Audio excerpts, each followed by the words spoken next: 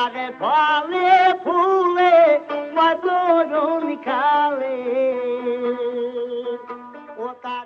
নাট্যতত্ত্ব বিভাগের সভাপতি অধ্যাপক ডক্টর ফাহমিদা আক্তারকে তাঁর প্রবন্ধ উপস্থাপনের জন্য বিনীত অনুরোধ করছি।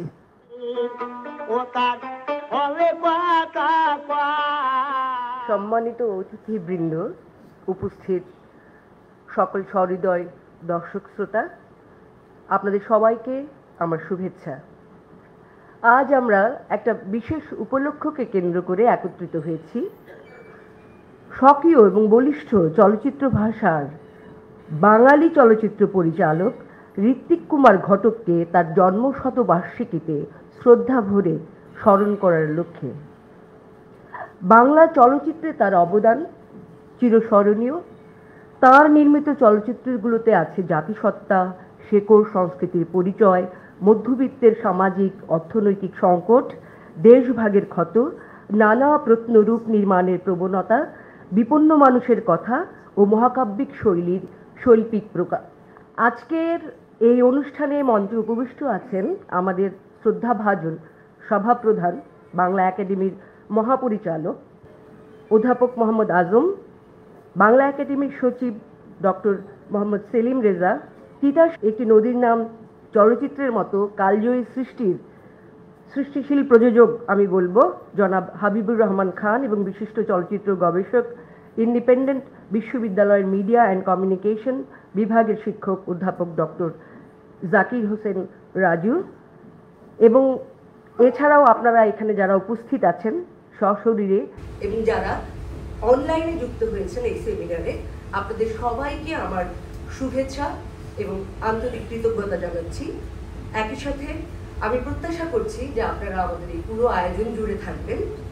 আমি আমার প্রবন্ধে যাওয়ার পূর্বেই আসলে ঋত্বিককে উদ্দেশ্য করে, ঋত্বিকের স্মরণে 1976 সালে সত্যজিৎ রায়ের ভাষণের অংশ বিশেষ একটু শোনাতে চাই, তারপর আমি আমার প্রবন্ধে যাব।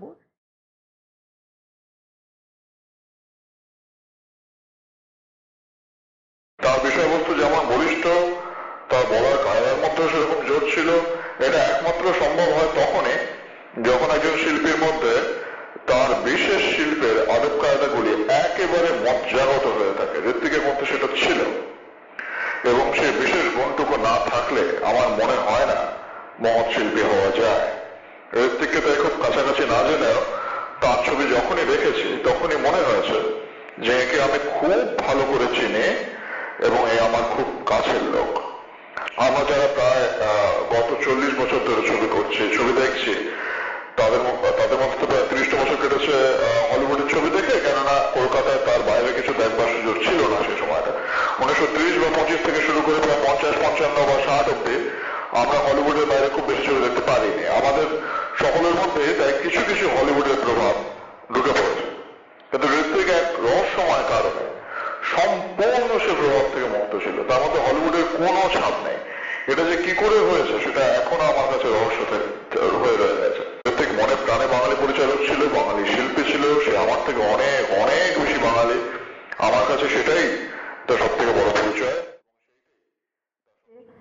ঋত্বিকের বাঙালি সত্তাকে এখানে সত্যজিৎ মুখ্য করেছেন।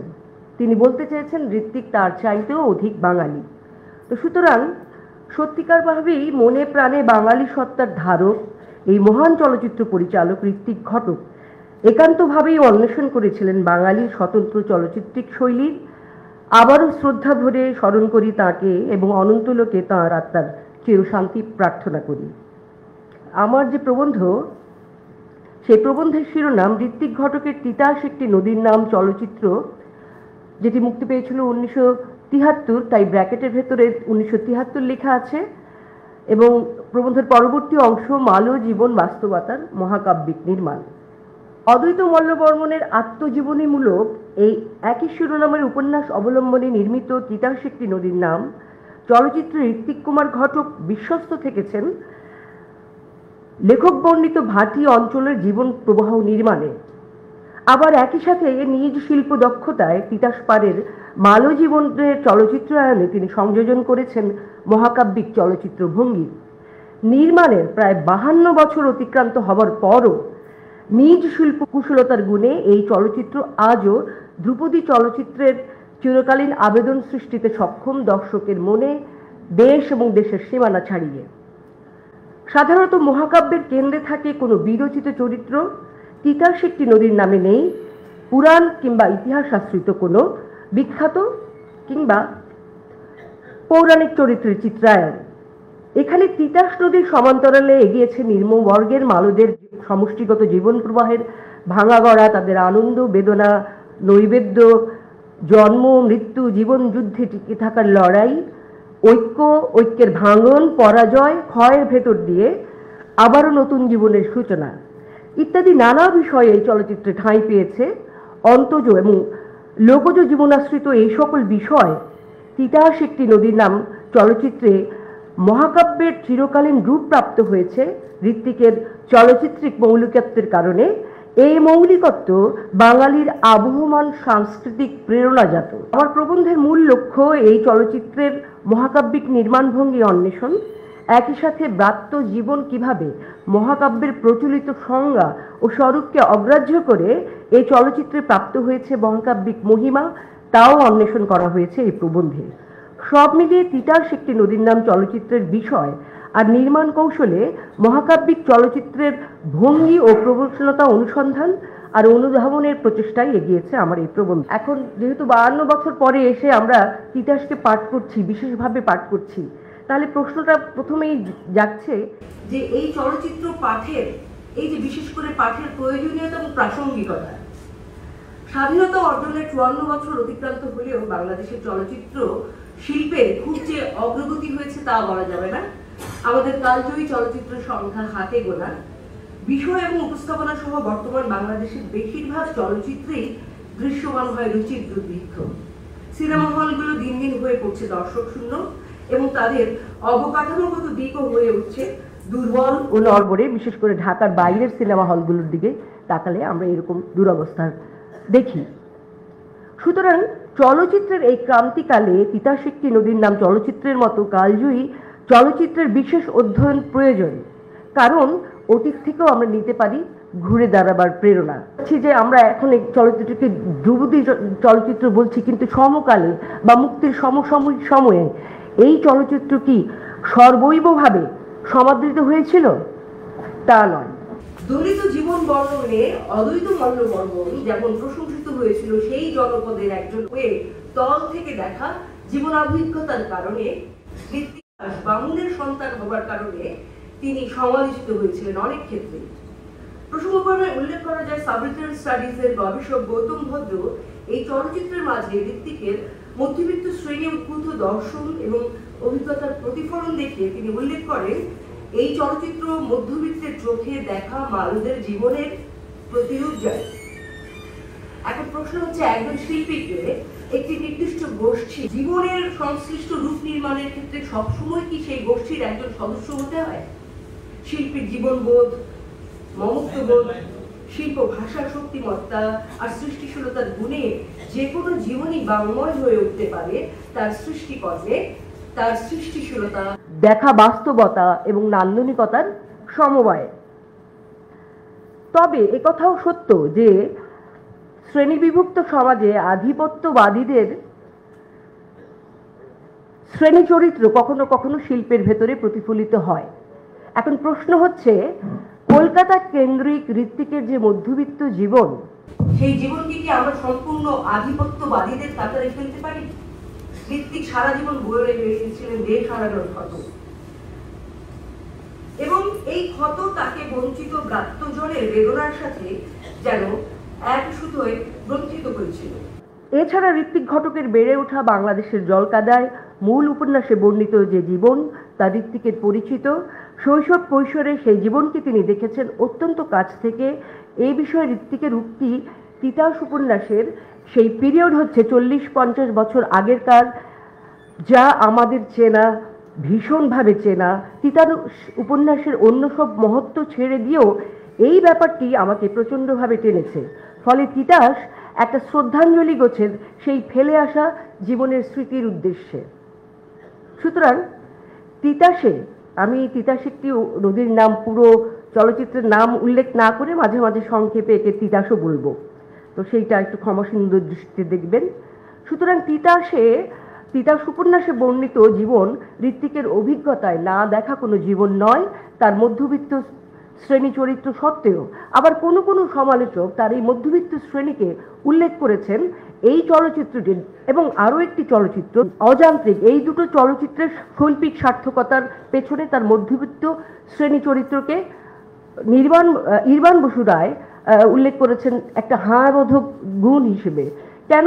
ঋত্বিকের অন্যান্য ছবিতে আমরা দেখি যে ঋত্বিকের পরিচিত মধ্যবিত্ত শ্রেণীর চরিত্র, এখানে যে চরিত্র তারা নিম্নবর্ণের বা যে শ্রেণী চরিত্রের সাথে ঋত্বিকের পরিচয় তেমনটা নেই, এবং পরিচয় না থাকার কারণে এই চরিত্রগুলোর সাথে ঋত্বিকের এক ধরনের দূরত্ব তৈরি হয়েছে, বা এই চরিত্রগুলোর প্রতি তার এক ধরনের নিরাসক্তিও কাজ করেছে। এখন এই দূরত্ব এই চলচ্চিত্র দুটো শৈল্পিক সার্থকতার পেছনে জরুরি ছিল বলে ইরবান বসু রায় উল্লেখ করছেন। এখন দেখা যাক বাংলাদেশে কিভাবে এই চলচ্চিত্র সমাদৃত হয়েছে, বিশেষ করে মুক্তির সমসাময়িক সময়ে। বাংলাদেশের চলচ্চিত্র সমালোচক চিন্ময় মুচ্ছুদ্দি এই চলচ্চিত্রকে বলেছেন অদ্বৈত মল্লবর্মণের উপন্যাসের অসার্থক চিত্ররূপ। এখন বাংলাদেশের আরো একজন চলচ্চিত্র লেখক এবং চলচ্চিত্র পরিচালক আলমগীর কবিরও এই চলচ্চিত্রের সমালোচনায় মুখর হয়েছেন। তবে তিনি এই চলচ্চিত্রের যে ত্রুটিগুলোর কথা উল্লেখ করেছেন তার পেছনে তিনি মনে করেন যে ঋত্বিকের সেই সময়ের অসুস্থতাজনিত কারণ এর ফলে এই চলচ্চিত্রে বিভিন্ন ত্রুটির সৃষ্টি হয়েছে।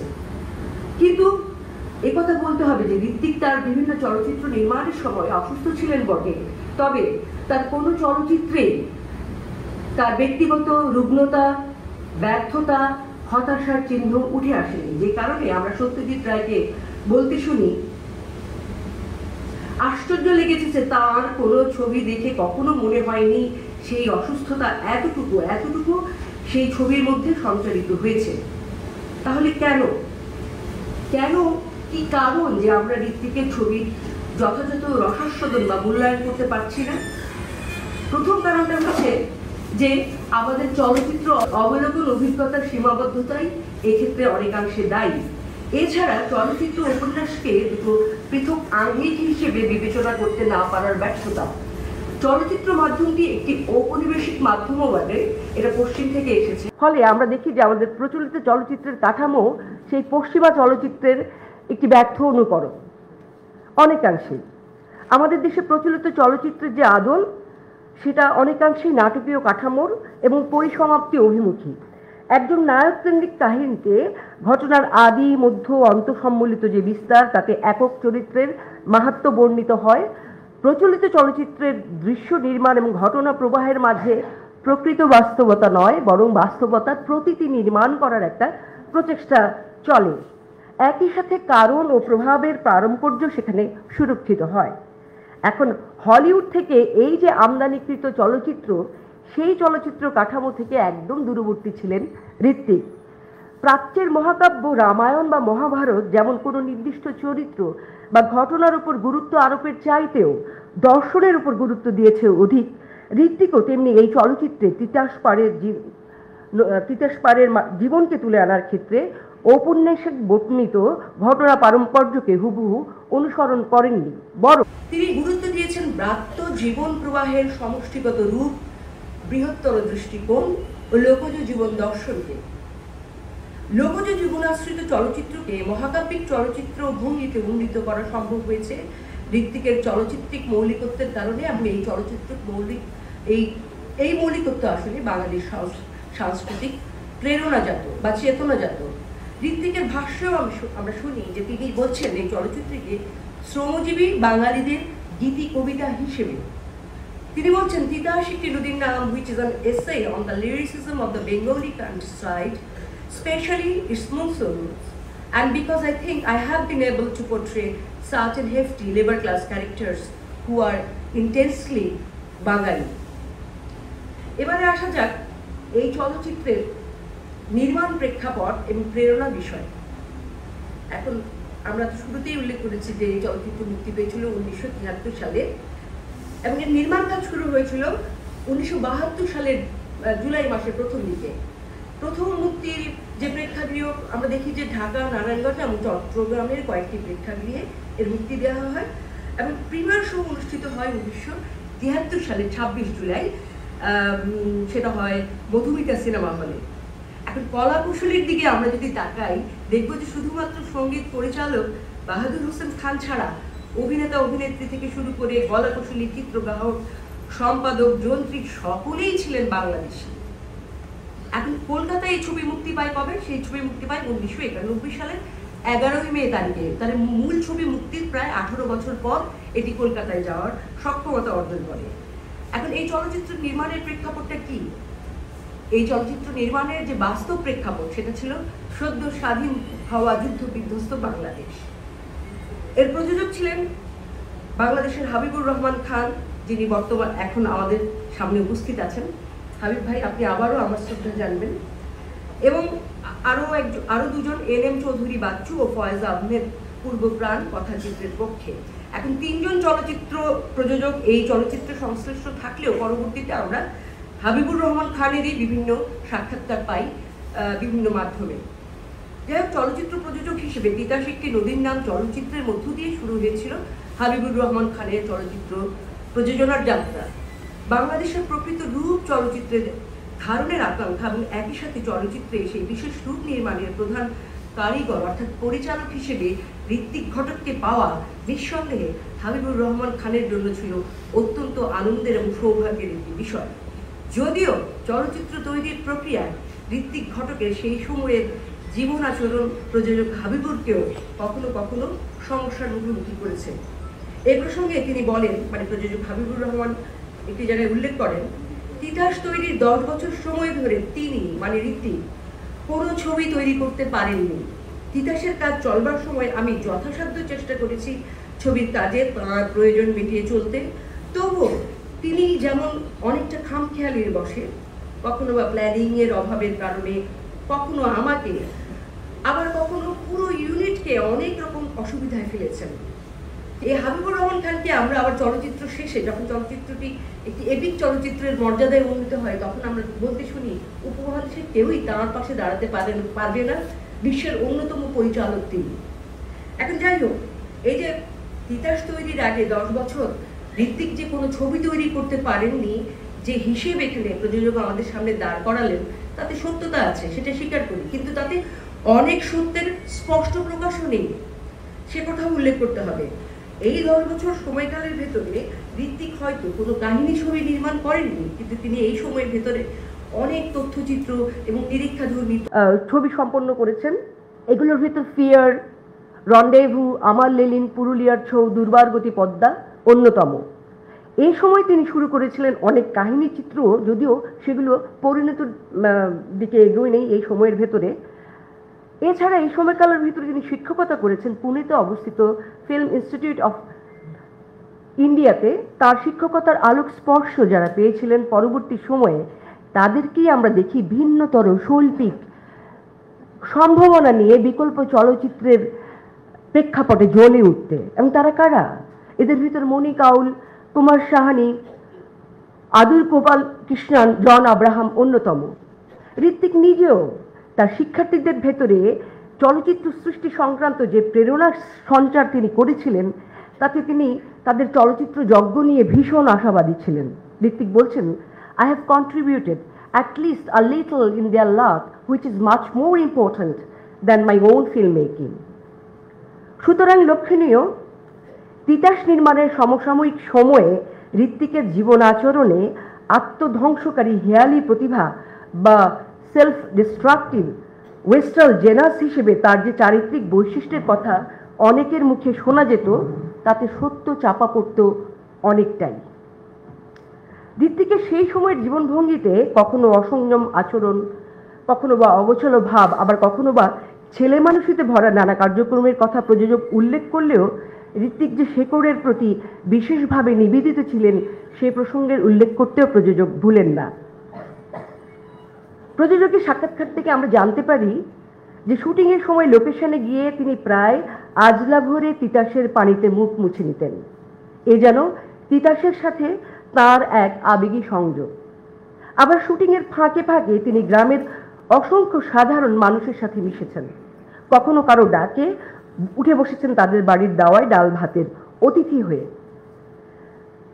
এভাবে আমরা দেখি যে এই চলচ্চিত্র নির্মাণের সময় তিনি সাধারণ মানুষের নারীর স্পন্দনটাকে বুঝবার চেষ্টা করেছেন এবং বাংলাদেশের প্রকৃতি এবং মানুষ এই দুই সত্তাকে ঋত্বিক যেমন বুঝতে চেষ্টা করেছিলেন ছবি নির্মাণের সময়, ঠিক তেমনিভাবে এই দুই সত্তা অত্যন্ত স্পষ্ট এবং জীবন্ত তার এই চলচ্চিত্রে।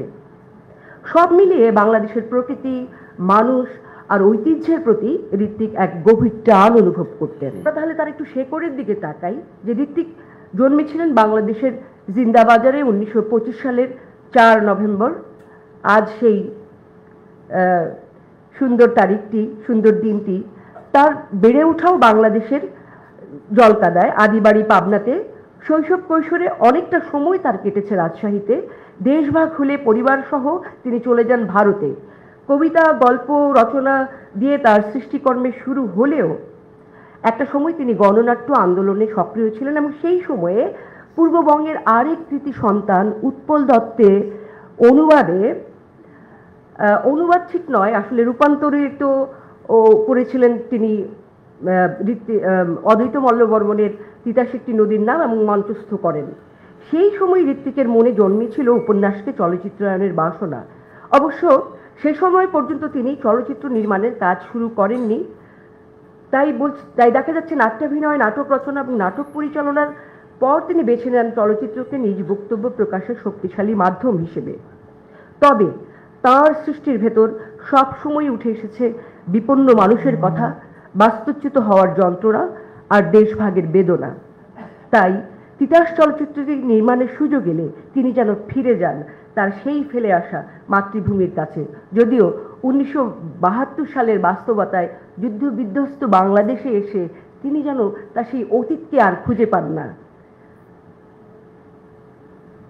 তবে এই চলচ্চিত্রের আমি আগে উল্লেখ করেছি যে 26 জুলাই 1973 সালে এই চলচ্চিত্রের প্রিমিয়ার শো অনুষ্ঠিত হয়। সেখানে ঋত্বিক শারীরিকভাবে উপস্থিত না থাকলেও তার বার্তা পাঠানো হয় এবং সেই বার্তায় তিনি উল্লেখ করেন, আমাকে বলা হয়েছিল বাংলাদেশে ভালো ছবি তৈরি করার মতো ভালো কলাকুশলী নেই, দক্ষ অভিনয়ের জন্য ভালো শিল্পী নেই, কিন্তু বাংলাদেশে তিতাস সৃষ্টি করতে গিয়ে সে ধারণা আমার কাছে সম্পূর্ণ ভুল মনে হয়েছে।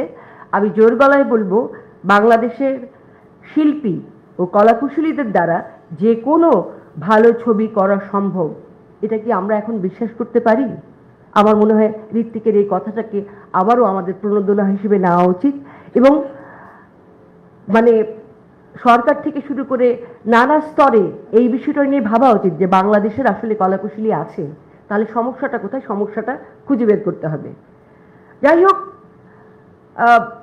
তিতাস কি আসলে সেই সময়ের দর্শকের কাছে গ্রহণযোগ্য হয়েছিল?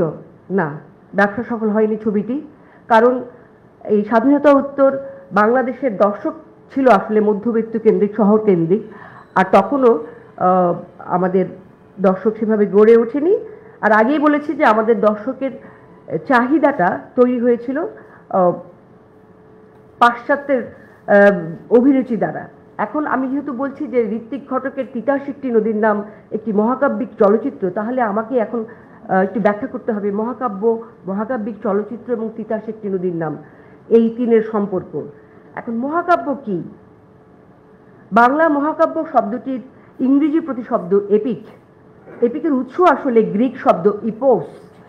আদিতে ইপোস বলতে বোঝাতো শব্দ, শেষ পর্যন্ত এই ইপোস শব্দের অর্থ লাভ করে বীরত্বব্যঞ্জক কবিতা বা কাব্যের মহিমা। বাংলা বা সংস্কৃত ভাষায় মহাকাব্য শব্দটির মাঝে লুকিয়ে আছে মহৎ শব্দের দোতনা, এবং ইংরেজিতে এপিক শব্দটিও বিশেষণ হিসেবে ব্যবহৃত হয় কখনো কখনো। তো এপিকের সংজ্ঞায় আমরা দেখি যে A Dictionary of Literary and Thematic Terms গ্রন্থে বলা হয়েছে, in its original sense the term epic refers to a long narrative poem that focuses on a heroic figure or group and on events that form the cultural history of a nation or tribe. The epic hero undergoes a series of adventures that test his valor, intellect and character. মহাকাব্যের সংজ্ঞা দিতে গিয়ে Aristotle বলেছেন যে আদি, মধ্য এবং অন্তের সমবায়ে বর্ণনাধর্মী কাব্যের কথা, যা বিরচিত ছন্দে রচিত।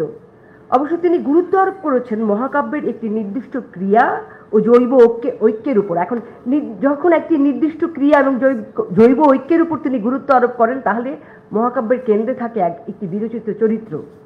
হ্যাঁ, এবং সেখানে আমরা দেখি যে তাকে ঘিরে ঘটতে পারে সংখ্যাতীত ঘটনা বা বিচিত্রমুখী ঘটনা, এবং এই মূল ক্রিয়াকে সমন্বিত রেখে এই কাব্যে সংযুক্ত হতে পারে লৌকিক ও অতিলৌকিক অসংখ্য চরিত্র। আমরা আমাদের সংস্কৃত আলংকারিকদের দিকেও তাকালেও আমরা দেখি যে তারাও বলছে মহাকাব্যের পটভূমি হবে স্বর্গ, মর্ত, পাতাল বিস্তৃত। এখন মহাকাব্য আমাদের যে প্রাচ্যে মহাকাব্যগুলো আসলে অনেক ক্ষেত্রে আসরে আসরে পাঠ করা হতো। সময়ের ক্রমবিবর্তনের ধারায় এরা লোকমুখে চর্চিত হয়ে এসেছে। এমন ধারণাও জন্মে যে এদের বিস্তৃতিতে অসংখ্য লেখকের ভূমিকা রয়েছে। এই কারণেই মহাকাব্যের বিষয়ে প্রতিফলিত হয় একটি ভূখণ্ডের বৃহৎ জনগোষ্ঠীর জীবন আচরণের বিচিত্র রূপ। রবীন্দ্রনাথ ঠাকুর বলেছেন, ইহারা যাহা রচনা করেন তাহাকে কোনো ব্যক্তি বিশেষের রচনা বলিয়া মনে হয় না, মনে হয় তাহারা বৃহৎ বনস্পতির মতো কোনো দেশের ভূতল জঠর হইতে উদ্ভূত হইয়া সেই দেশকে আশ্রয় দান করিয়াছে। এখন মহাকাব্যকে তিনি কোনো একটি দেশের চিরকালীন ইতিহাস হিসেবে উল্লেখ করেছেন। তিনি আরও উল্লেখ করেছেন তাহা ঘরের কথাকেই অত্যন্ত বৃহৎ করিয়া দেখাইয়াছে। ঘরের কথা মানে গার্হস্থ্য জীবনের কথা। তাহলে একথা বলা চলে যে মহাকাব্য তার দীর্ঘায়তন, ওজস্বী ভাষা, অখণ্ড ক্রিয়া, কেন্দ্রীয় চরিত্রের মহান চিত্রায়নের পাশাপাশি তুলে আনে একটি জাতির চিরকালীন প্রবণতা। এবারে আমি আসি যে মহাকাব্যিক চলচ্চিত্রটা আসলে কি। হ্যাঁ, আমরা একটু পাশ্চাত্যের দিকে তাকালে দেখব যে at the end of 20th century the term epic has been applied loosely in cinema to describe films of either great duration or spectacular effects or both। মানে 20 শতকের শেষে বৃহৎ আয়তন এবং বিস্ময়কর দৃশ্য সৃষ্টির কৌশল ও প্রবণতা নিয়ে চলচ্চিত্রিক মহাকাব্য বা মহাকাব্যিক চলচ্চিত্রগুলোর আবির্ভাব হলিউডে। বিষয় হিসেবে এই ধরনের চরিত্রগুলো বেছে নেয় সাধারণত কোনো ঐতিহাসিক বা পৌরাণিক কাহিনী। এই কারণে এই চলচ্চিত্রগুলোর জন্য প্রয়োজন হয় বিশাল আকৃতির যুগধর্ম নির্দেশক সেট, নির্মাণ, সহস্র চরিত্রের সমাবেশ, কারিগরি দিক থেকে বিভিন্ন অভিনব পদ্ধতির প্রয়োগ। এ সকল উপাদানের সরবরাহে হলিউডের মতো বাণিজ্য নির্ভর চলচ্চিত্র শিল্পের রয়েছে যথেষ্ট সক্ষমতা। এ কারণে যুক্তরাষ্ট্রের এই ধরনের মহাকাব্যিক চলচ্চিত্র নির্মাণের সংখ্যা অধিক। চলচ্চিত্র গবেষক সুজান হেওয়ার্ডকেও আমরা বলতে শুনি যে এগুলো প্রিডমিনেন্টলি অ্যান আমেরিকান জনরা। এছাড়া এদের যে অতীত নির্মাণের যে অভিপ্রায়, তার পেছনে আসলে এক ধরনের রাজনৈতিক উদ্দেশ্য আছে। সেটা হচ্ছে অন্তত যুক্তরাষ্ট্রের মতো পরাশক্তির ক্ষেত্রে জনগণকে সোনালী অতীতের স্মৃতিতে ভাসিয়ে দেশের আধিপত্য এবং বিশালত্বের দিকটি ফুটিয়ে তোলা। অনেকেই D.W. গ্রিফিথের বার্থ অফ এ নেশন, যেটা 1915 সালে তৈরি হয়েছিল, সেটাকে মহাকাব্যিক চলচ্চিত্রের আদি উদাহরণ বলে। কেউ কেউ আবার বলছেন যে না, 20 শতকের থেকে যেহেতু মহাকাব্যিক চলচ্চিত্রের শুরু, তাহলে commitments, Ben Hur, the King of Kings এবং ক্লিওপেট্রা ইত্যাদি চলচ্চিত্রগুলো মহাকাব্যিক চলচ্চিত্রের শুরুর প্রচেষ্টার অন্যতম প্রচেষ্টা। যাই হোক, আমরা এতক্ষণ পশ্চিমা চলচ্চিত্রগুলোর যে বৈশিষ্ট্য আলোচনা করলাম, সেই বিচারে তিতাস একটি নদীর নাম চলচ্চিত্রের পেছনে কোনো রাজনৈতিক উদ্দেশ্য বা ভোগবাদী বুর্জোয়া আদর্শ কি কাজ করেছিল? না, কারণ সেই সময়ে এই যুদ্ধবিধ্বস্ত বাংলাদেশ এর যে ভঙ্গুর অর্থনীতি, হ্যাঁ, সেই সময়ে সরকার প্রচণ্ডভাবে নিবেদিত ছিল তার দেশ পুনর্গঠনের দিকে। আর এছাড়া এই চলচ্চিত্রের প্রযোজনায় সরকারের কোনো অংশগ্রহণ ছিল না। এই চলচ্চিত্র সম্পূর্ণভাবেই নির্মিত হয়েছে, আমি যেটা বললাম যে পূর্ব প্রাণ কথাচিত্রের পক্ষে। এখন এই দেশের চলচ্চিত্রিক অবকাঠামোগত দিকটিও তখন খুব শক্ত ছিল না। সেই সময় চলচ্চিত্রের যে নির্মাণ হিড়িক পড়েছিল, সেটা ছিল আসলে মুক্তিযুদ্ধ ভিত্তিক চলচ্চিত্র নির্মাণের হিড়িক। এবং অনেক প্রযোজক পরিচালকের আসলে উদ্দেশ্য ছিল যে মুক্তিযুদ্ধে ধর্ষিতা নারীর বিষয়টিকে একটু সুরসুরি জাতীয় একটা বিষয়ে পরিণত করে তার চলচ্চিত্রের ব্যবসা বাড়ানোর একটা উদ্দেশ্য ছিল। তাই সেদিকে আমাদের চলচ্চিত্র প্রযোজকের কোনো আগ্রহ ছিল না। তিনি চেয়েছিলেন আবহমান বাংলার রূপ নির্মাণ করতে, এবং তার সেই উদ্দেশ্যেই তিনি যখন ঋত্বিককে পেলেন তিনি অগ্রসর হয়েছেন ঋত্বিকেরই পরামর্শক্রমে তিতাস একটি নদীর নাম চলচ্চিত্র নির্মাণের অর্থায়নে। এবং এই চলচ্চিত্রের ব্যয় ছিল মোট 4.5 লক্ষ টাকার কাছাকাছি, যা আমরা এতক্ষণ যে পশ্চিমা চলচ্চিত্রের মহাকাব্যিক চলচ্চিত্রগুলোর কথা বললাম সেই তুলনায় অতি নগণ্য, যদিও তখনকার বাংলাদেশি চলচ্চিত্রগুলোর তুলনায় এর খরচ কিছুটা অধিক সেই খরচগুলোর তুলনায়। এই চলচ্চিত্রে যে ব্যবসাকরণী এই প্রসঙ্গ আগে উল্লেখ করেছি, সে বিচারও তিতাস মহাকাব্যিক চলচ্চিত্রের প্রচলিত সংজ্ঞার ভেতরে পড়ে না বললেই চলে। এখানে উল্লেখ্য, চলচ্চিত্র নির্মাণের ক্ষেত্রে অর্থ একটি বিশেষ চাহিদা হলেও একটি চলচ্চিত্র যে মহাকাব্যিক শৈল্পিক শিখরে পৌঁছতে পারে উপর্যুপরি অর্থ বিনিয়োগ ছাড়াও তার অনন্য উদাহরণ তিতাস। মহাকাব্যিক চলচ্চিত্রগুলোর মধ্যেও তিতাসে নেই তেমন কোনো বিরচিত বা মহান ব্যক্তিত্ব যিনি লোকস্মৃতিতে উজ্জ্বল হয়ে আছেন কালের বিবর্তনে। এমনকি এই নদীকে ঔপন্যাসিক অকুলীন নদী হিসেবে উল্লেখ করেছেন। তিনি কিভাবে ব্যাখ্যা করছেন তার উপন্যাসের ভিতরে এই নদীকে? তিতাস সাধারণ একটি নদী মাত্র। কোনো ইতিহাসের কেতাবে, কোনো রাষ্ট্র বিপ্লবের ধারাবাহিক বিবরণীতে এই নদীর নাম কেউ খুঁজিয়া পাইবে না, কিন্তু তাই বলিয়া তার কি কোনো সত্য ইতিহাস নাই? নদীরও ইতিহাস আছে, কোটেশন শেষ। নদীরও ইতিহাস আছে, আর সেই ইতিহাসের বাঁকে বাঁকে আছে অবহেলিত মালদের সুখ দুঃখ, মিলন বিরহ, প্রতিরোধ, বঞ্চনা, আচার অর্চনা, ঐক্য বিরোধ, উল্লাস আর বিপর্যয়ের নানা কাহিনী। এপিকের চরিত্র বিচারে তিতাস একটি নদীর নাম বা উপন্যাস দুটোতেই অস্বীকৃত হয়েছে প্রচলিত মহাকাব্যের রীতি এবং ডিসকোর্স। তা সত্ত্বেও নির্মাণ শৈলী, বিষয়ের বিস্তার, সমষ্টিগত জীবনভঙ্গি ও দর্শনের প্রকাশ, গল্প বলার ঢং, সংকেত সৃষ্টি, প্রত্নরূপ সৃজন, আচার উৎসবের চিত্রায়ন এবং আবেগ নির্মাণের কৌশল সহ ইত্যাদি নানা বৈশিষ্ট্যের চিরন্তন উপস্থিতিতে তিতাস একটি নদীর নাম হয়ে উঠেছে ব্রাত্যজনের মহাকাব্যিক চলচ্চিত্র বা চলচ্চিত্রিক মহাকাব্য। এবার একটু চলচ্চিত্রের দিকে আমি তাকাই। এতক্ষণ তো প্রেরণা, প্রণোদনা, প্রেক্ষাপট এবং একটু তত্ত্ব কথাও আলোচনা করা হলো মহাকাব্যিক চলচ্চিত্রের। এখন ঋত্বিকের এই যে কাহিনী, এই অংশের উপশিরোনাম দিয়েছি কাহিনীর বৃত্তাকার চলনে অসংখ্য জীবন বৃত্ত, ঋত্বিকের চিহ্ন নির্মাণে বৃত্ত, সার্কেল। তিনি কেন বৃত্তকে গ্রহণ করেছেন? আমরা এই শুরুর দিকে, আমি একটু সামনের স্লাইডের দিকে যদি যাই, চলচ্চিত্রের শুরুটা হয়, শুরুর ফ্রেম বা শুরুর শট হচ্ছে একটা শীর্ণ তিতাস। এখানে তিতাস অর্ধবৃত্তাকারে প্রায় শুকিয়ে যাচ্ছে এবং চলচ্চিত্রের শেষেও এই শটটি আবার আসে। তো এখানে তিনি আসলে এই নদীর জীবন বৃত্তের সাথে তিতাস পাড়ের মালদের জীবন বৃত্তকে তিনি এঁকেছেন। এখন এই চলচ্চিত্র আসলে কোনো একক জীবন কাহিনী নির্ভর চলচ্চিত্র নয়, সেটা আমি আগেই উল্লেখ করেছি। সংখ্যাতীত জীবন বৃত্ত যেন ক্ষুদ্র ক্ষুদ্র পুঁতির মতো এই চলচ্চিত্রে ছড়িয়ে আছে, আর এই সকল পুঁতির মিলে এই চলচ্চিত্রের অখণ্ড মালাটির গ্রন্থন। তাই এতে কাহিনীর যে চলন তা বৃত্তাকার এবং নানা পর্বে পরিব্যাপ্ত। চলচ্চিত্রের শেষে আমরা দেখি শুষ্ক তিতাস আর পরাজিত মালরা প্রায় ধ্বংসের পথে। এতে মালজীবনের নিঃশেষ হয়ে যাওয়াকেই ঋত্বিক শুধু ইঙ্গিত করেননি, যেটা আমরা উপন্যাসে দেখি। আমরা দেখি নতুন ধান গাছের ফাঁকে শিশুর ছুটে চলার মাঝে আবার সভ্যতার চলন ও জীবন বৃত্তের ক্রমাগত ঘূর্ণনেরকেই যেন তিনি আভাসিত করলেন ইঙ্গিতের মধ্য দিয়ে। এই চলচ্চিত্রে ঋত্বিকের চিহ্ন নির্মাণে বৃত্ত এসেছে বৃহত্তর অর্থের যোজনা নিয়ে, দোতনা নিয়ে, আবার তা গোষ্ঠীবদ্ধ মালব সম্প্রদায়ের একতা, আত্মরক্ষার দিকটিকেও ইঙ্গিত করে। আমি এই যে ঋত্বিকের যে বললাম যে টাইটেল দৃশ্য থেকে তিনি বৃত্তের উপর গুরুত্ব আরোপ করেছেন। এখন এইখানে যে ভিডিওর যে চালাতে গেলে আবার কারিগরি দুর্যোগের মুখোমুখি হতে হয়, আমি কি টাইটেলটা একটু চালাবো? একটু সাহস করবো? না, পড়ে যাব। হ্যাঁ, টাইটেলটা শোনাটা জরুরি কেন? আরিচা ঘাট বা কোনো এক ঘাটের পাশে পাওয়া এক ফকিরের গানকে তিনি তার টাইটেলে আনলেন, কি মহাকাব্যিক ব্যাপ্তির সৃষ্টি হয়েছিল সেটা একটু দেখানো।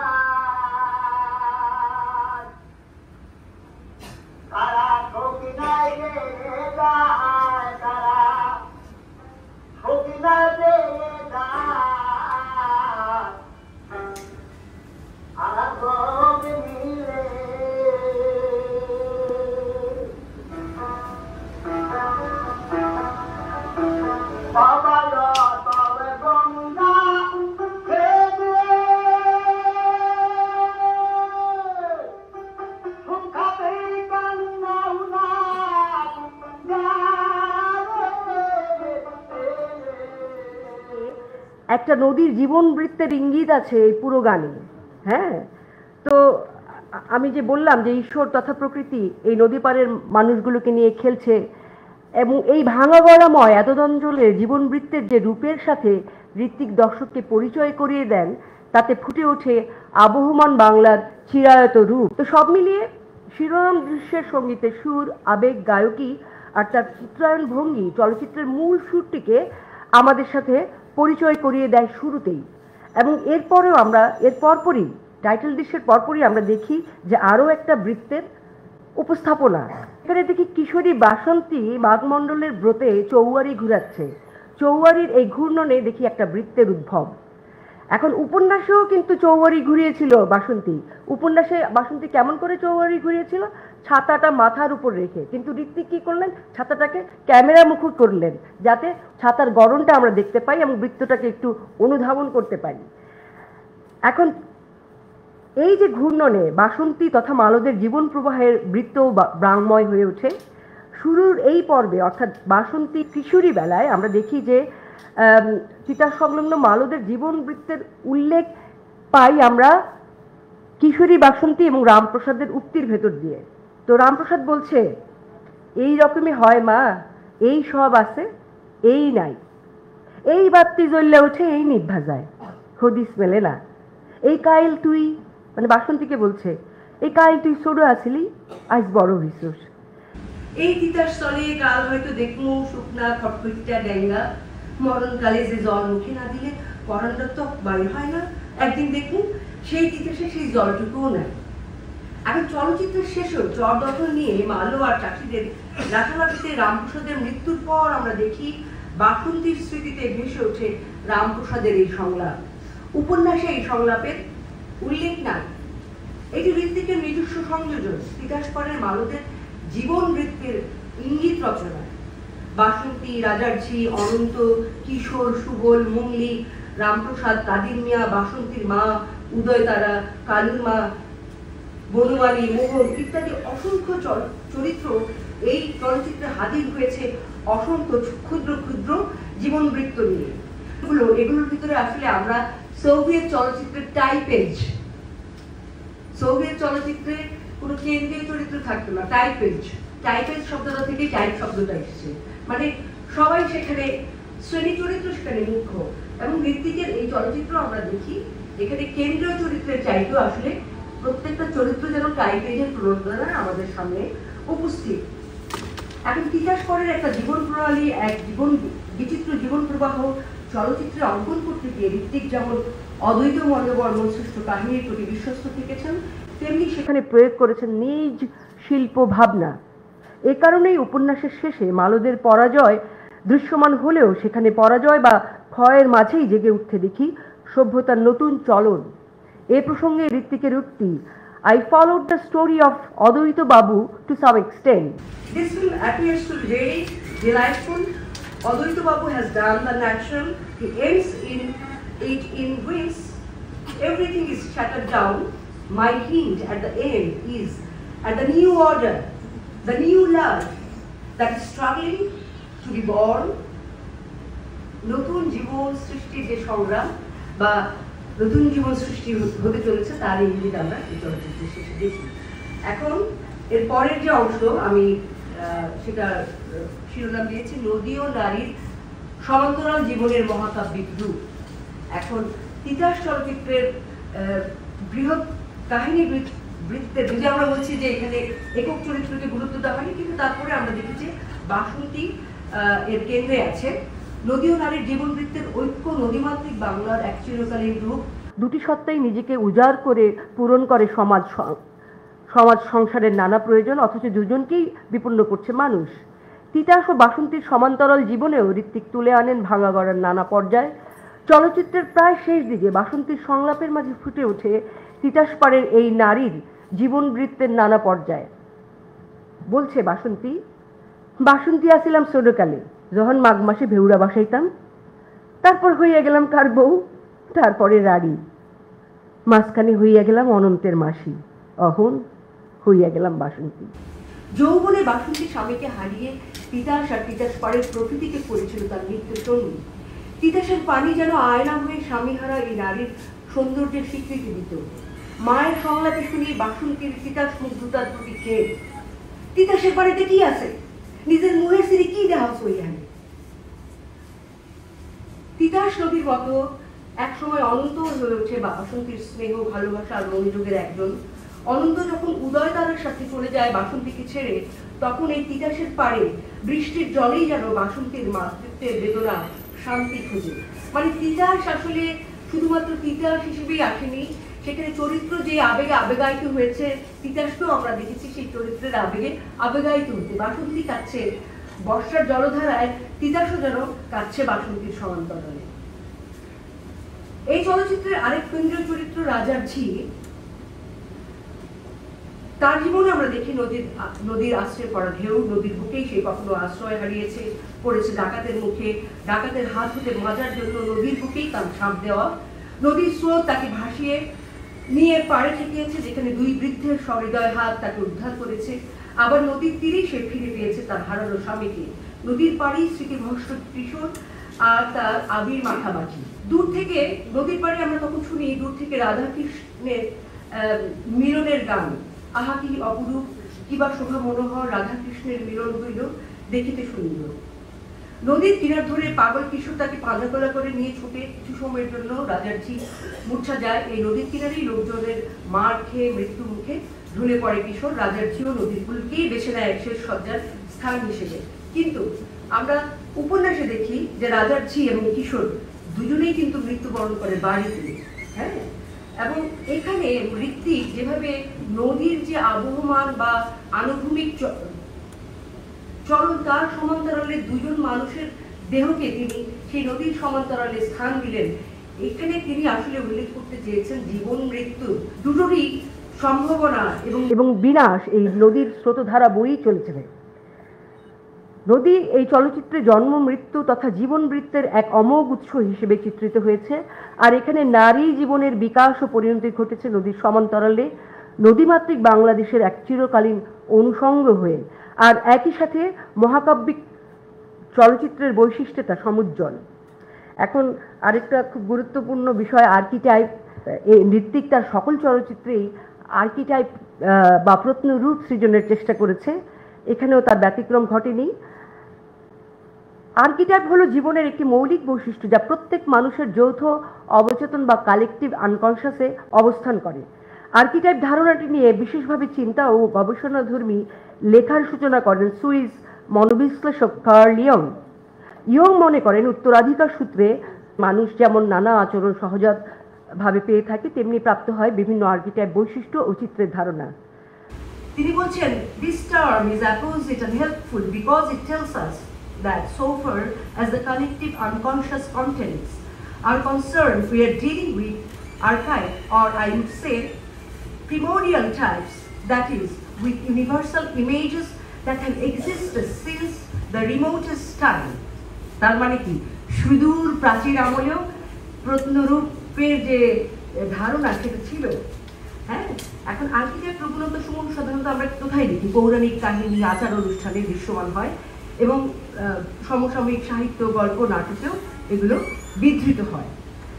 ঋত্বিকের চলচ্চিত্রে আর্কিটাইপ ধারণার প্রয়োগ তিনি করেছেন সমষ্টিগত অবচেতনের প্রকাশে। এখন কেউ কেউ বলবেন তো এই সমষ্টিগত অবচেতন তো মানব জীবনের সমষ্টিগত অবচেতন। সত্যিকার অর্থে ঋত্বিক এখানে যে কালেকটিভ আনকনশাসের প্রয়োগ করে সেটা আসলে বাঙালির কালেকটিভ আনকনশাস হয়ে ওঠে।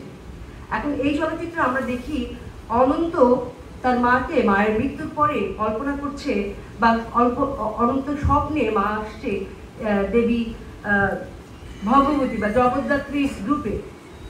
এখন উপন্যাসেও স্বপ্নে অনন্তের স্বপ্নে কিন্তু মা আসে, কিন্তু সেখানে আসে দেখি খালের পাড়ে ছেঁড়া কাঁথা জড়িয়ে মা আসে তার স্বপ্নে, কিন্তু এখানে দেখছি না, তিনি তাকে দেবী রূপে উপস্থাপন করছেন। তাকে কখনো কখনো ত্রিনয়না কালী বা চণ্ডীর মতো লাগে, মোদ্দা কথা ভগবতী বা চণ্ডীর মূল কথা নয়। এখানে অনন্ত মাকে দেখছে মাতৃ প্রতিমা বা মাদার গডেস হিসেবে, সেটাই বিবেচ্য। ঋত্বিক নিজেও এর ব্যাখ্যা দিয়েছেন। In my films, I think I am tremendously influenced by Young's mother complex. In Titash, a boy dreams of his mother as a mother goddess. This mother complex is a basic point. এখন এই mother complex কম বেশি ঋত্বিকের ভেতরে ছিল। এখন জন্মভূমিকে যদি আমরা বলি মাতৃস্বরূপা, তাহলে সেই মাতৃভূমির সাথে ঋত্বিকের বিচ্ছেদ হয়েছিল তার যৌবনের শুরুতে। তো সুতরাং সেই মাতাকেই তিনি খুঁজে ফিরেছেন, মহাত্ম দিয়েছেন তার বিভিন্ন ছবিকে। অনেকে বলতে পারেন যে না, ঋত্বিক হয়তো বামন ছিলেন বা সেই কারণে হয়তো ভগবতীকে এনেছেন, কিন্তু না, বিষয়টি তা নয়। এখন এই যে ঋত্বিক জগদ্ধাত্রী রূপে তার চলচ্চিত্রে মাকে, অনন্তের কল্পনায় মাকে এনেছেন, সেটা নিয়েও সমালোচনা করেছেন গৌতম ভদ্র। গৌতম ভদ্র বলছেন যে মালরা তো বৈষ্ণব ধর্মের অনুসারী, এখানে জগদ্ধাত্রী কেন আসবে, এখানে আসবে মোহিনী রাধা। আর সেটা কি যৌক্তিক? একটি ছেলে, কিশোর বয়সী ছেলে যে মাকে হারিয়েছে, তার কল্পনায় রাধা বেশি গুরুত্বপূর্ণ নাকি জগদ্ধাত্রী যে মহৎ দেবী? মানে এখানে দেবীকে তো মহত্ব দেওয়া হয়নি, মহত্ব দেওয়া হয়েছে মাকে।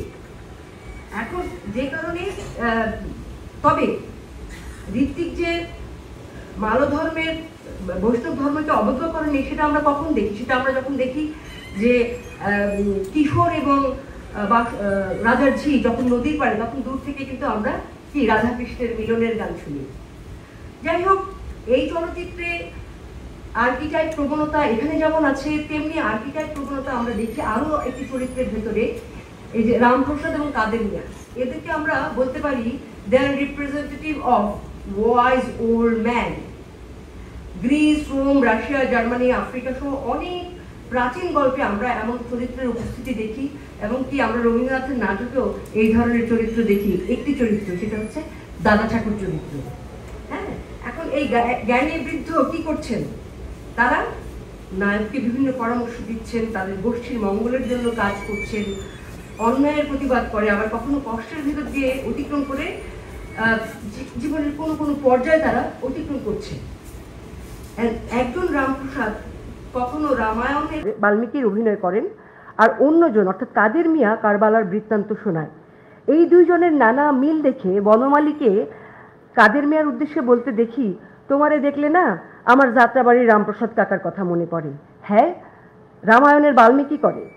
এখন এই মিলের কারণেই হয়তো দুটি চরিত্রের অভিনয় ঋত্বিক কি করেন, একজন অভিনেতা গোলাম মোস্তফাকে দিয়ে তিনি এই দুটি চরিত্রের অভিনয় করান। এখন সেটা কি আমাদের এই যে আমরা যে প্রচলিত ছবি দেখি কজ অ্যান্ড ইফেক্ট, সেই কজ অ্যান্ড ইফেক্টের জায়গায় এটা বাধাগ্রস্ত করে, এবং এই কারণেই এটা মহাকাব্যিক শিখরে উন্নীত হয়েছে। আমরা যখন বাংলা কোনো মহাকাব্যিক বা আমরা ব্রেক্টের এপিকের মহাকাব্যিক থিয়েটারে দেখি, সেখানে একই অভিনেতা নানা চরিত্র অভিনয় করছে। এটা একই সাথে দর্শকের যে আবেগময়তা সৃষ্টি হয়, আবেগময়তার ভাঙন তৈরি করে, আবার দর্শককে একটু সুচিন্তিতভাবে ভাবাতেও উদ্বুদ্ধ করে। তো যাই হোক, এইভাবে তিনি দুই চরিত্রকে, দুই ধর্মের মানুষকে একই অভিনেতা দিয়ে অভিনয় করানোর পেছনে তিনি আবার একটা উক্তির উল্লেখ করেছেন। তিনি উল্লেখ করেন, সাফারিং এবং উইজডমে মানুষ এক হয়ে যায়। অর্থাৎ ধর্মীয় পরিচয় নয়, বরং শ্রেণী, অবস্থান, সংগ্রাম, চারিত্রিক বৈশিষ্ট্য আর দৃষ্টিভঙ্গির দিক থেকে রামপ্রসাদ ও কাদের মিয়া নিপীড়িত মানুষের জ্ঞানী বৃদ্ধের চিরকালীন প্রত্নরূপ নিয়ে আমাদের সামনে হাজির হয়, আর এতে প্রাচ্যের মহাকাব্য উদ্ভূত চরিত্রদের প্রণোদনাও স্পন্দিত হয়। আমার শেষ অংশ উপসংহারে যাওয়ার আগে আমি বলেছি যে এখানে আমরা বিভিন্ন পর্ব, এপিসোডিক বিস্তার দেখছি। বাসন্তী ছোট ছিল, আস্তে আস্তে সে বড় হয়, সে রাড়ি হয়, সে অনন্তের মা হয়, অনন্ত এক সময় তাকে ছেড়ে চলে যায়। এই যে জীবনের নানা পর্যায়কে ঋত্বিক আবার মাঝখানে ট্রানজিশন হিসেবে ব্যবহার করেছেন তিতাসকে। যতবারই আমরা ট্রানজিশন দেখি, সেই ট্রানজিশনের ভিতরে তিতাসের বিচিত্র এবং নানামাত্রিক রূপ। তাহলে তিতাস এখানে একাধারে যেমন চরিত্রের আবেগ নির্মাণে সহায়তা করেছে, তেমনি Titas itself drove the episodic wideness of this epic film. শুধু অবস্থান্তর সৃষ্টির অনুষঙ্গেই নয়, তিতাস এসেছে ঘটনার আবেগ নির্মাণের সূত্রে। রাজার ঝিয়ের মৃত্যুর পর অনন্ত যখন বাসন্তীর উদ্দেশ্যে মাসি বলে চিৎকার করে ওঠে, তখন বাসন্তীর অশ্রুসিক্ত বেদনাকাতর মুখের ক্লোজ শটের পরেই আমরা দেখি বর্ষাসিক্ত তিতাসের নানামাত্রিক শট। বৃষ্টির অঝোর ধারায় তিতাসও যেন কেঁদে চলেছে এই মৃত্যু বেদনায়। আরও নানা উদাহরণ দেওয়া যাচ্ছে, যেমন ধরেন উদয়তারা এবং বনমালী এবং আরও অন্যান্যরা বাসন্তীকে মারে এক পর্যায়ে। তখন দেখি যে নৌকা বাইচ হচ্ছে। এখন বাসন্তীকে যে তারা প্রহার করছে, সেই প্রহারের নিষ্ঠুরতা ঋত্বিক দেখাচ্ছেন যে উত্তাল নৌকা বাইচের ভেতর দিয়ে। এভাবে দৃশ্যকে সরাসরি উপস্থাপন না করেও দৃশ্যের অভিঘাত তিনি সৃষ্টি করেছেন। সেটাও বাঙালি চলচ্চিত্র পরিচালক তার স্বতন্ত্র বাঙালি চলচ্চিত্র শৈলী অনুসন্ধান তিনি যেমন করতে চেয়েছেন, এবং সেখানে মহাকাব্যিক চলচ্চিত্রের প্রণোদনাও স্পষ্ট হয়ে ওঠে। এখন আমি যদি উপসংহারে যাই, আমি আপাতত শেষ কথা বলছি, কারণ আমি যা বলছি আজকে, আমি যা অনুসন্ধান করেছি সেটাই শেষ কথা নয়। ঋত্বিককে আসলে নবভাবে উদ্ঘাটিত করতে হবে, আবিষ্কার করতে হবে, এবং তার সৃষ্টি আমাদেরকে বিস্ময়ের দোতনা, বিস্ময়ের অনুপ্রেরণা দেয় বলেই আজকে শত বর্ষ পরেও আমরা তাকে স্মরণ করছি। এই কারণেই উপসংহার না বলে আমি উল্লেখ করছি আপাতত শেষ কথা। চলচ্চিত্র মাধ্যমটিকে ঋত্বিক বেছে নিয়েছিলেন গল্প বলার এক মাধ্যম হিসেবে। তাঁর মতে আমার কথা আছে, বক্তব্য রয়েছে, আমাকে তা বলতে হবে। চলচ্চিত্র হলো মিডিয়াম অফ এক্সপ্রেশন। নিজের বক্তব্য বা গল্পকে তুলে ধরতে তিনি এই মাধ্যমকে ব্যবহার করেছিলেন তাঁর মতো করে, নিজস্ব ঢঙে। একে অনেকেই ব্যাখ্যা করেছেন তাঁর স্বতন্ত্র চলচ্চিত্র রীতি হিসেবে। তাঁর লক্ষ্য ছিল জাতীয় চলচ্চিত্র রীতির প্রতিষ্ঠা। এই কারণে সত্যজিৎ রায়কে বলতে শুনি, আমাদের সকলের মধ্যেই তাই কিছু কিছু হলিউডের প্রভাব ঢুকে পড়েছে, কিন্তু ঋত্বিক এক রহস্যময় কারণে সম্পূর্ণ সে প্রভাব থেকে মুক্ত ছিল। তার মধ্যে হলিউডের কোনো ছাপ নেই। ঋত্বিকের চলচ্চিত্রে হলিউডের ছাপ না থাকলেও তিনি এসেছেন আইজেনস্টাইনের বই পড়ে, যে কারণে আমি বলেছি যে তার চলচ্চিত্রে আমার টাইপেস, যেটা আইজেনস্টাইনের ধারণা, সেই সোভিয়েত চলচ্চিত্রের ধারণা থেকে কিন্তু আমরা টাইপেসের এক ধরনের প্রতিফলন লক্ষ্য করি। ঋত্বিক এই চলচ্চিত্রে শেকড়ের প্রতি দায়বদ্ধতায় বাঙালির আবহমান কালের শিল্পভঙ্গিকে খুঁজে আনেন। সেখানে দান্দিকতা যেমন আছে, তেমনি আছে সৌন্দর্য সৃষ্টির প্রবণতা বা প্রয়াস। এই কারণে এতে দান্দিকতার পাশাপাশি বাস্তবতা আছে, প্রামাণ্য ধর্মিতা, এবং এর এই চিরকালীন এই সমস্ত অনুষঙ্গ ছাড়াও আর কি কি কারণে আসলে আমি বলছি যে এই চলচ্চিত্রটি একটি মহাকাব্যিক চলচ্চিত্রের রূপ বা দোতনার দিকে অগ্রসর হয়েছে বা দোতনা লাভ করেছে। বাস্তবায়তন, প্রকৃত আলোক উৎসের ব্যবহার, লোকজ গান সুরের ব্যবহারে আবেগ নির্মাণ, প্রত্নরূপের সংশ্লেষ, চরিত্র ও বিষয়কে প্রেক্ষাপটে স্থাপনের উদ্দেশ্যে লং শট ব্যবহার, কখনো কখনো নাটকীয় ক্লোজ শট ও ক্যামেরার দ্রুত চলনে দৃশ্যের অন্তর্নিহিত অর্থ প্রকাশ, অসম্প্রদায়িক লোকজ জীবন ও আর্কিটাইপ প্রবণতার প্রকাশে একই অভিনেতা দিয়ে দুই ভিন্ন ধর্মের চরিত্রের চিত্রায়ন, শব্দ ও সংলাপে একই সাথে কাহিনীর ভাব প্রকাশ ও দৃশ্য ঊর্ধ্ব দুরাগত অর্থের নির্দেশ, দৃশ্য উপকরণ ও পোশাকে একই সাথে বাস্তবতা ও চিরকালীন রূপ নির্মাণ ইত্যাদি নানা বৈশিষ্ট্য তিতাসকে দিয়েছে বাঙালির নিজস্ব শিল্পভঙ্গিজাত এক মহাকাব্যিক চলচ্চিত্রের মহিমা। রৌদ্র, ঝড়, অভাব, দারিদ্র্য, দ্বন্দ্ব, কলহ, লোকাচার, পূজা, পার্বণ, আনন্দ, বেদনা, জন্ম, বিবাহ, মৃত্যু সমেত মানব সম্প্রদায়ের জীবন প্রবাহকে ঋত্বিক তুলে আনেন এই চলচ্চিত্রে। নদীর ভাঙা গড়ার সমান্তরালে বাংলাদেশের লৌকিক জীবনের প্রতিনিধিত্ব করে। আবার এই লৌকিক জীবনকে তিনি যেন এক চিরকালীন মহিমা দিয়েছেন তাঁর মহাকাব্যিক চলচ্চিত্র নির্মাণ ভঙ্গিতে। আমি আজকে ঋত্বিক কুমার ঘটকের জন্মশতবার্ষিকী এবং তার যমজ ভগ্নী প্রতিটি দেবীর উদ্দেশ্যেও আমি আমার শ্রদ্ধা বা আমাদের শ্রদ্ধা নিবেদন করতে চাই তাঁরও জন্মদিন এই দিনে। সুতরাং ঋত্বিক কুমার ঘটক তার যমজ ভগ্নী প্রতিটি দেবীর জন্মশতবর্ষে তাদের দুজনকেই শ্রদ্ধা জানাই, তাঁদের আত্মার চিরশান্তি প্রার্থনা করি। ধন্যবাদ।